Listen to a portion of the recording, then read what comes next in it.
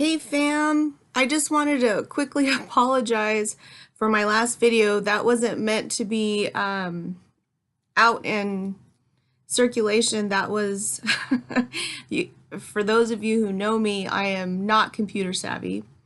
Shout out to Alana. Alana gave me some good tips because I get real lazy and I'll just do like a quick 2-minute video on something I see on Twitter. But I do understand the importance of trying to make a good video to put out some good information, some good content. So I am trying. But yeah, the last video, you guys know what it is. My cousin, he put a bunch of screens up and he's just such a whiz. And I ended up somehow streaming live on 2 separate screens.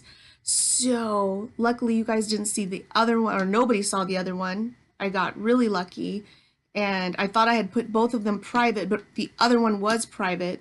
So when I went to bed, that one was still going. It was like 6 hours. So anyway, long story short, it's over. So let's get right into it. We all know Tory Lanez went ahead and tweeted out to Royce to 5'9". I am so happy. You're not going to hear any smack talking from me. I think that that was big of him. I think that was smart on Tory's part. I think that was being a man. That was just like, hey, you know, the tweet was just real simple. Spoke to Royce, very productive conversation, and that's it. Very productive conversation. We good. And guess what?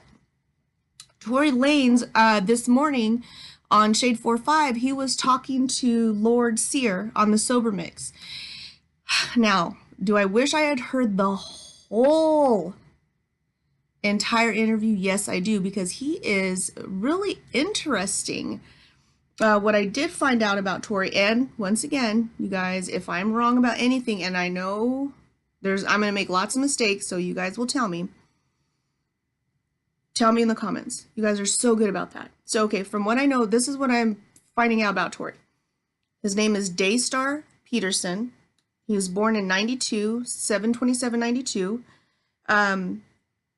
He lived in Toronto. I'm not sure if he was born in Toronto. He might be, and then moved to Florida. So from Toronto to Florida, he got his name, Tory Lanez. He took it from Notorious B.I.G., like kind of homage.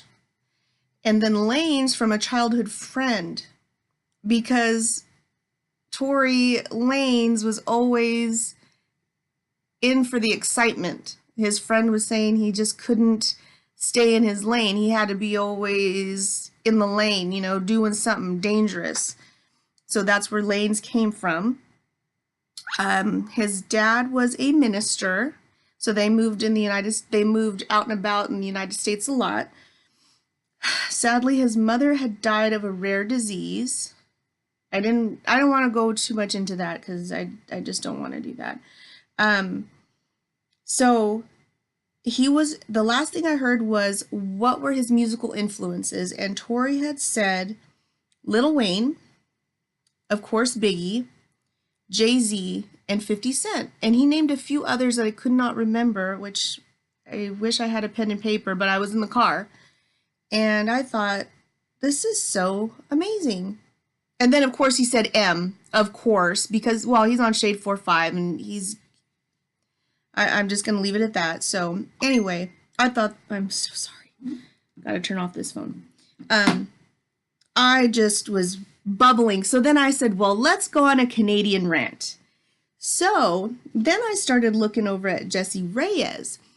And as luck would have it, Jessie Reyez, I don't know if she did it today, but at Scriptwork, shout out Uber, shout out Money, went over to the video that they broke down of Good Guy, which is Eminem featuring Jessie Reyez, and she wrote a comment on their page. So you guys need to go over there and check it out, show some love, go to Jessie Reyez's page on YouTube and show some love. I did. I subbed to her, and of course, you guys know I'm on Patreon with @Scriptwork. And she put interesting, and I love that. So Shout out to Jessie Reyez. Shout out to @scriptwork, Uber Money. I mean, you guys are amazing. So I decided I was going to talk on about Jessie anyway because they had done an interview with her, and from the interview she was speaking about Eminem and about her band, you know, her crew, her group. And from what I saw about her, and this is the funny thing, she's Colombian, but she's also from Toronto. And she moved to Florida. And as a child, she played guitar. So I'm like, maybe Jessie and Tory should do something together because they kind of have like the same, you know, I don't know. But I thought that was really kind of like kismet, you know, that was just kind of superfluous in a way. But anyway, when she was asked how it was like to meet Eminem and all this, she said at first she didn't believe she was going to be on the Eminem album. Anybody in their right mind would never believe that because he works with very few artists and very few artists that are not rappers, period. So she said that even when she recorded the track, it still did not sink in. It wasn't until she saw her name in the credits and she had it in her hand that it was done, recorded, and her name, she saw it. That's when she was like, okay, now I believe that I am on a song with Eminem. Not just one, but two. And then the interviewer said, how did you feel when you met Eminem? Like, how is he? And she said, he is everything you think. And I thought that was a perfect answer. Because if you are a big Eminem fan, you think he must be amazing. And so when she said that, that's how I took it. And she confirmed that by saying, he's funny, he's fucking cool, he's hip-hop royalty, a legend.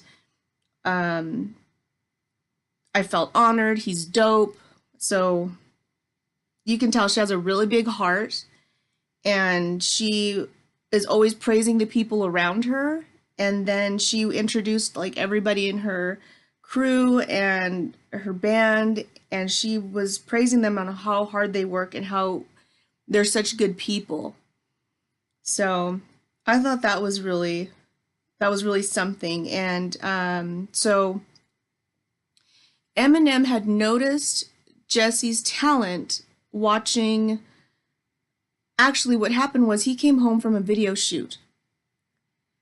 She was on TV, a late night show, singing Gatekeeper. And if you guys know that song Gatekeeper, it's regarding what happened about 6 years ago, regarding some, there was sexual misconduct, something like that, regarding Noel Detail Fisher. And she was really brave. At first she didn't name the person, but I guess now it's okay because it's all over the internet published. And that's really brave of her to come forward. And if you listen to that song, it's a really uncomfortable subject to talk about. But it's something that needs to be talked about because so often these kind of things are swept under the rug and nobody wants to talk about it. Well, these things kind of keep happening. And if it happens to somebody you love, it could be your daughter, your sister, your mom. You know, even if it's not somebody you love or care about, it just shouldn't happen, period. So, of course, Eminem having a daughter, of course, I just immediately felt like everything that happened with Harvey Weinstein, and if you guys don't know who Harvey Weinstein is, you guys have been under a rock. That guy is horrible, and I felt like with everything going on with Harvey Weinstein, and even Eminem has made several references to him, derogatory, and some just put in lyrics just because his name rhymes with something. I think her bravery was something that he admired. This is just my opinion. And so he definitely wanted to work with her, not just because her voice is so special, so unique, which makes her all the more wonderful to work with, but because of her bravery in this subject matter, this is not something everybody's doing. So anyway, that's my take on it. I just wanted to throw that out there. Once again, just show my fandom for Canada, and not being facetious, just really, just all respect across the board.